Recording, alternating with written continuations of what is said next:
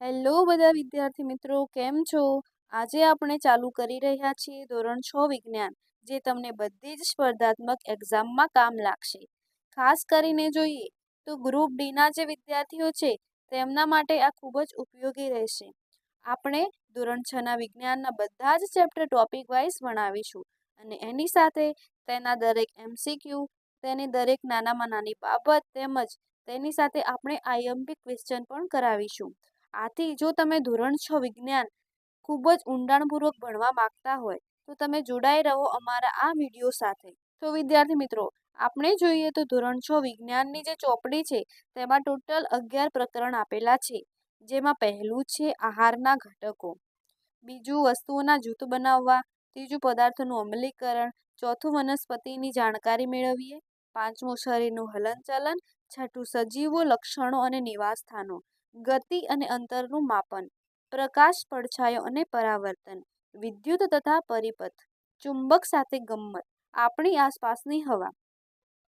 તો વિદ્યાર્થી મિત્રો, આજે આપણે ચેપ્ટર 1 આહારના ઘટકોના કેટલાક ટોપિકો જોઈશું. જેમ કે વિવિધ ખાદ્ય પદાર્થોમાં શું હોય છે, vitamin A, vitamin B, vitamin C, vitamin D, તેની જાણકારી મેળવીશું. તે ઉપરાંત કાર્બોદિત શું છે, પ્રોટીન શું છે, ચરબી શું છે, ખનિજ ક્ષારો શું છે, તેની જાણકારી પણ મેળવીશું. તો ચાલો વિદ્યાર્થી મિત્રો, આપણે શરૂ કરીએ ચેપ્ટર 1 આહારના ઘટકો, જેને ઇંગ્લિશમાં કમ્પોનન્ટ્સ ઓફ ફૂડ કહેવામાં આવે છે.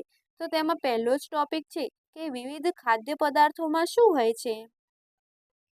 તો વિદ્યાર્થી મિત્રો, આપણે આપણા જમવામાં જે પણ ખોરાક લઈએ છીએ તેમાં આપણને અનેક પ્રકારના ઘટકો મળે છે. આપણા શરીરને તે પોષણ પૂરું પાડે છે, જેને આપણે પોષક તત્વો કહીએ છીએ. વિદ્યાર્થી મિત્રો, આપણે સાદા શબ્દોમાં કહેવા જઈએ તો આપણે જે પણ કંઈ ખોરાક લઈએ છીએ તે ખોરાકમાંથી આપણને જે પણ ઘટકો મળે છે ને તે આપણા શરીરને પોષણ પૂરું પાડે છે. હવે જે આ ઘટકો આપણા શરીરને પોષણ પૂરું પાડે છે તેને જ આપણે પોષક તત્વો કહીએ છીએ. તો આપણે હવે જોઈએ કે પોષક તત્વો શામાંથી મળે છે. પહેલું છે કાર્બોદિત, બીજું છે ચરબી, ત્રીજું પ્રોટીન, ચોથું ખનિજ ક્ષારો, પાંચમું પાણી ને છઠ્ઠું પાચક રેસાઓ. હવે આપણે જોઈએ કે કાર્બોદિત આપણે શેમાંથી મળે છે. તો કાર્બોદિતને સ્ટાર્ચ અને શર્કરાના રૂપમાં જોઈ શકાય છે. હવે જોઈએ કે કાર્બોદિત આપણને શામાંથી મળે છે. તો તમે આ ફોટો જોઈ શકો છો કે કાર્બોદિત આપણને સામાન્ય રીતે શક્કરિયું, બટાટા, શેરડી, પપૈયું, તરબૂચ, કેરી, મકાઈ, બાજરો, ચોખા, ઘઉં વગેરેમાંથી આપણને કાર્બોદિત મળે છે. કાર્બોદિત પછી આપણે જોઈ શકીએ છીએ કે આપણને ચરબી શેમાંથી મળે છે. તો તમે આ ફોટો જોઈ શકો છો મિત્રો કે સૂર્યમુખીનું તેલ, સરસવનું તેલ, નાળિયેરનું તેલ, સોયાબીનનું તેલ, બદામ, તલ, મગફળી. તે ઉપરાંત જે વનસ્પતિ સ્ત્રોતો તો આપણે જોયા, હવે આપણે જોઈશું પ્રાણીના સ્ત્રોતો, જેમ કે માંસ, માછલી, ઘી, દૂધ, માખણ, મલાઈ, ઈંડા વગેરે. હવે આપણે જોઈશું પ્રોટીન આપણને શેમાંથી મળે છે. તો આપણે જોઈ શકીએ છીએ કે વનસ્પતિજન્ય સ્ત્રોત અને પ્રાણીજન્ય સ્ત્રોત બંને ફોટામાં દર્શાવેલા છે. તમે જોઈ શકો છો વનસ્પતિજન્ય સ્ત્રોતમાં ચણા, મગ, તુવેર દાળ, વાલ, સોયાબીન, વટાણા વગેરેનો સમાવેશ થયેલો છે. જ્યારે પ્રાણીજન્ય સ્ત્રોતમાં ઈંડા, દૂધ, પનીર, માછલી, માંસ વગેરેનો સમાવેશ કરવામાં આવ્યો છે.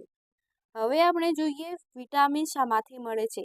સૌપ્રથમ આપણે કાર્બોદિત જોયું. કાર્બોદિત આપણને શક્કરિયું, બટાટા, શેરડી, પપૈયું, તરબૂચ, કેરી વગેરેમાંથી મળે છે. ચરબી આપણને સરસવનું તેલ, નાળિયેરનું તેલ, માછલી, ઘી, માંસ વગેરેમાંથી મળે છે. તેના પછી જોઈએ પ્રોટીન શામાંથી મળે છે. તેના પછી આપણે જોયું પ્રોટીન શામાંથી મળે છે. માછલી, પનીર, ઈંડા, તુવેર દાળ વગેરેમાંથી મળે છે. તો હવે આપણે જોઈશું વિટામિન.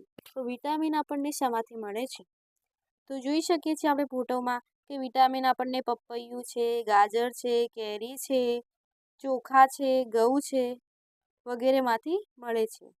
હવે આપણે વાત કરશું કે વિટામિનના પ્રકાર કેટલા હોય છે. તો જોઈ શકીએ છીએ કે વિટામિન એ છે, વિટામિન સી છે, વિટામિન ડી છે, વિટામિન ઈ છે, વિટામિન કે છે.